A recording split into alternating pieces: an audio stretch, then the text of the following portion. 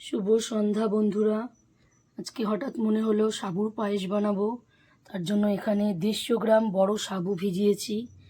দেখো সাবুটা একদম মুখে মুখে ভিজিয়েছি, বেশি জল দিইনি। সাথে নিয়েছি একটা মেট্রো রিচ মিল্ক, তার সাথে একটা গুঁড়ো আমুলিয়া দুধের প্যাকেট, 150 গ্রাম পাটালি গুড়, কিছু ড্রাই ফ্রুট, কাজু, কিশমিশ, 2টো এলাচ। 1 ঘন্টা এই সাবুটা এখন ভিজিয়ে রাখবো। 1 ঘন্টা পর আসছি।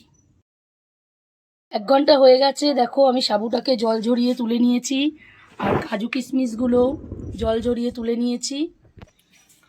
কড়াইতে একটু ঘি দিয়ে নিচ্ছি। ড্রাই ফ্রুটগুলো একটু ফ্রাই করে নেব, আর ভেজানো সাবুটাও একটু ফ্রাই করে নেব। এই ঘিটা আমি মায়াপুর দিয়ে নিয়ে এসেছিলাম। ঘিটা খুব সুন্দর, যাও অবশ্যই আনবে ঘি, খুব সুন্দর খেতে। ফ্রাই হয়ে গেছে, এবার আমি সাবুটা একটু হালকা ফ্রাই করে নেব।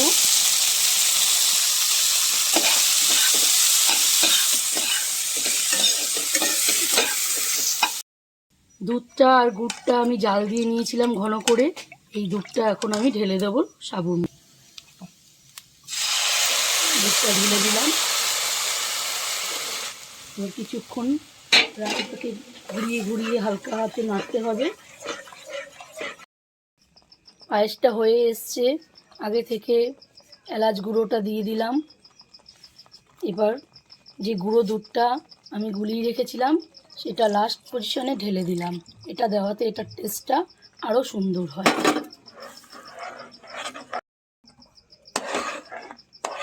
দেখো পায়েস আমাদের রেডি হয়ে গেছে। এবার গ্যাস বন্ধ করে ঠান্ডা হতে দেবো, তারপর সার্ভ করব। আমার সাবুর পায়েস রেডি হয়ে গেছে। তবে চালের পায়েসের থেকে খুব সুন্দর এটা খেতে।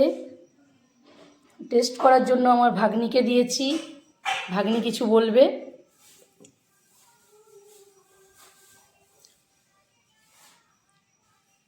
কেমন হয়েছে? খুব সুন্দর হয়েছে। তোমরা অবশ্যই অবশ্যই অবশ্যই বাড়িতে এই রেসিপিটা ট্রাই করবে।